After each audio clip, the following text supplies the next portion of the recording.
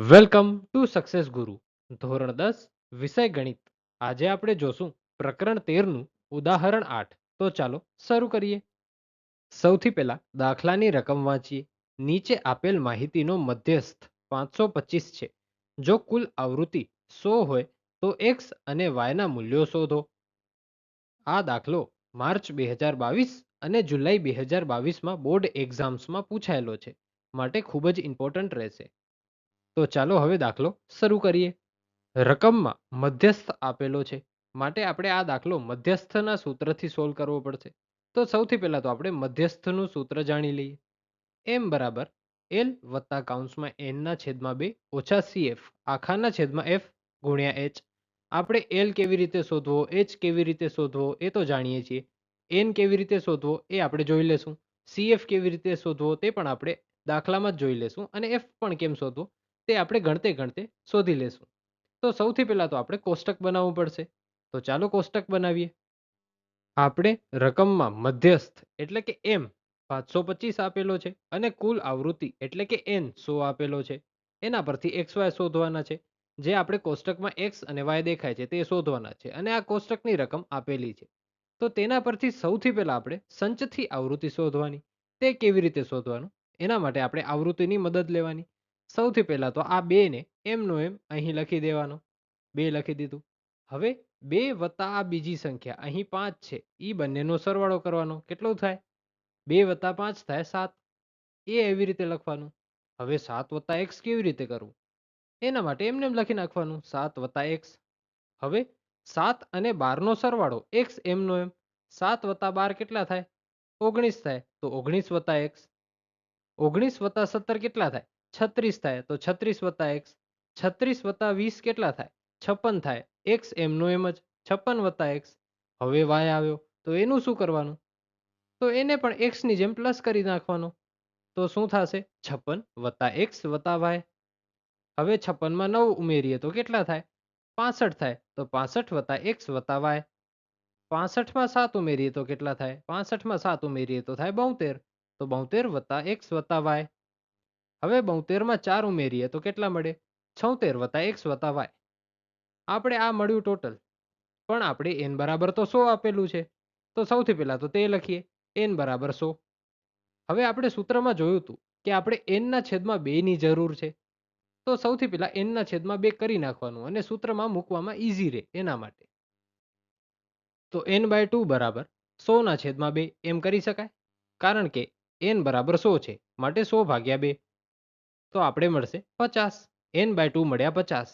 હંમેશા એક વસ્તુ યાદ રાખવાની. સંચથી આવૃત્તિનું છેલ્લું પદ એટલે કે આ પદ ઈ n થાય, પણ આપણી પાસે n બરાબર તો 100 છે, માટે 76 વત્તા x વત્તા y બરાબર 100 થશે. હવે x અને y ને એકલા પાડીએ તો આપણે મળશે x વત્તા y બરાબર 100 ઓછા 76, કારણ કે 76 ને આપણે બીજી સાઈડ લઈ ગયા, માટે આપણે x વત્તા y બરાબર મળશે 24. હવે આપણે સૂત્ર માટેની જરૂરી વસ્તુઓ શોધી લઈએ. સૂત્ર માટે શેની જરૂર પડે છે? l ની પડે છે, n/2 ની પડે છે, cf ની પડે છે, f ની પડે છે, અને h ની પડે છે. તો સૌથી પહેલા તો જે સીધું સાદું હોય તે શોધી લેવાનું. h સૌથી સહેલો છે. તો h એટલે આ વર્ગ લંબાઈ. 100 થી 200, 200 થી 300 એ બધે સરખી જ છે, માટે h બરાબર થશે 100. હા, હવે આપણે l શોધવો છે, પણ l શોધવો કેવી રીતે? અહીં મધ્યસ્થ આપેલો છે ને, માટે સૌથી પહેલા તો મધ્યસ્થ જોવાનું કેટલો છે. એ 525 છે, એ આપણે જોઈ લીધો. બરોબર. 525 એ કોની કોની વચમાં આવે છે? તો 500 થી 600 ની વચમાં આવે છે, માટે આપણે l આની મદદથી શોધાશે. l એટલે અધસીમા, માટે 500 આપણો l થશે. આ 500 થી 600 ની સામેની સંખ્યા એટલે કે અહીં એ આપણો થાય f, માટે f બરાબર થશે 20. f તો મળી ગયો. હવે શોધવાનું cf. cf શોધવા માટે f થી ક્રોસમાં ઉપર જવાનું, એટલે કે અહીં. આ આપણો થશે cf. આપણે સૂત્રની બધી વસ્તુ મળી ગઈ, એકવાર જોઈ લઈએ. l મળી ગયો 500, f મળી ગયો 20, cf મળી ગયું 36 વત્તા x, h મળી ગયો 100. તો હવે આપણી પાસે સૂત્રની બધી કિંમત છે, તો આપણે મૂકી શકશું. તો ચાલો હવે સૂત્રમાં મૂકીએ. આપણે સૌથી પહેલા તો અહીં સૂત્ર જ લખશું, માટે m બરાબર l વત્તા કૌંસમાં n ના છેદમાં 2 ઓછા CF આખાના છેદમાં F કૌંસ પૂરો ગુણ્યા H. મધ્યસ્થ આપણી પાસે 525 છે, તો એમની જગ્યાએ આપણે 525 મૂકશું અને બાકીની રકમ જે આપણે શોધી તે પ્રમાણે આપણે મૂકતા આવીએ. તો 525 બરાબર 500 વત્તા કૌંસમાં 50 ઓછા 36 ઓછા x આખાના છેદમાં 20 કૌંસ પૂરો ગુણ્યા 100. હવે તમને થતું હશે CF તો આપણે મળ્યું છે 36 વત્તા x, બંને પ્લસમાં છે તો બંને માઇનસ કેમ થઈ ગયા? તેનું કારણ છે સૂત્રમાં CFની નિશાની. સૂત્રમાં CFની નિશાની ઓછાની છે, જે અહીં આપણે જોઈ શકીએ છીએ. માટે બંને ઓછા થઈ ગયા. હવે 500 ને આપણે બરાબરની બીજી સાઈડ લઈ જઈએ અને 50 માંથી 36 બાદ કરી શકીએ. હા, કરી શકીએ. તે પણ કરી નાખીએ. અને શું 100 20 વડે ભાગી શકાય છે? હા, ભાગી શકાય છે. તો આપણે તે પણ કરી નાખીએ.